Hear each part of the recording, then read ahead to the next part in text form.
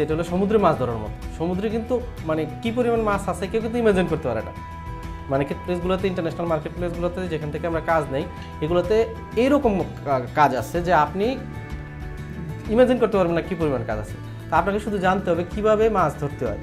তো at the end of the day যদি আপনি জানেন আপনি কয়টা জাল নিয়ে যাবেন, কত জেলি নিয়ে যাবেন, কতগুলো নৌকা নিয়ে যাবেন, এটা নিয়ে আপনি মাছ নিয়ে আসবেন। একদিনের জায়গায় 2 দিন লাগতে পারে, 2 দিনের জায়গায় 5 দিন লাগতে পারে, ইটস ওকে।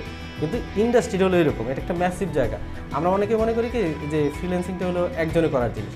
এটা ওয়ান সার্টেন লিমিটে ঠিক আছে যে আমি $500 $1000 করে স্যাটিসফাইড, তাহলে আমার জন্য ঠিক আছে, আমি এতটুকু করে আমার স্কিল সেট দিয়ে আমি ইনকাম করবো, থাকবো।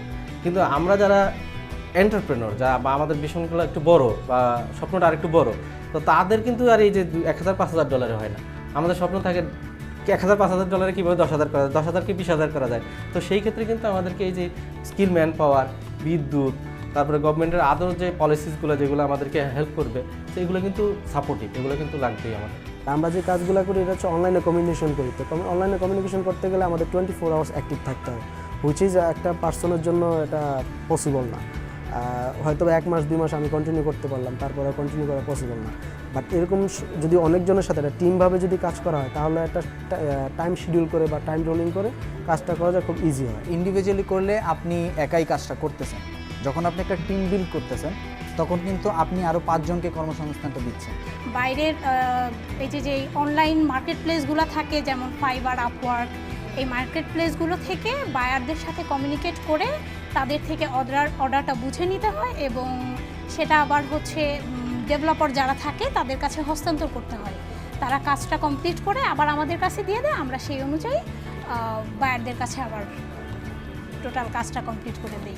আমরা যখন ডলার নিয়ে আসি তখন কিন্তু ব্যাংক বা গভর্নমেন্ট সবাই কিন্তু ওয়েলকাম করে বা এটা অ্যাপ্রিসিয়েট করে। কিন্তু আমরা মনে করেন কিছু সার্ভিস আছে আমাদেরকে অনলাইন থেকে কিনতে হয়। আমরা ক্লায়েন্টকে সার্ভিস দেবো কিন্তু আমাদেরকেও সার্ভিস কিনতে হয়। সেই ক্ষেত্রে দেখা গেলো যে আমরা যে ক্রেডিট কার্ডগুলো ব্যাংকগুলো ইউজ করি, বাংলাদেশ ব্যাংক যেভাবে লিমিট করে দিয়েছে $300 বেশি আমি একটা পেমেন্ট করতে পারবো না। তো আমার যেমন $700 দিয়ে একটা সার্ভিস কিনতে হচ্ছে, $1000 দিয়ে সার্ভিস কিনতে হচ্ছে, আমি ওই সার্ভিসটা অ্যাভেল করতে পারছি না।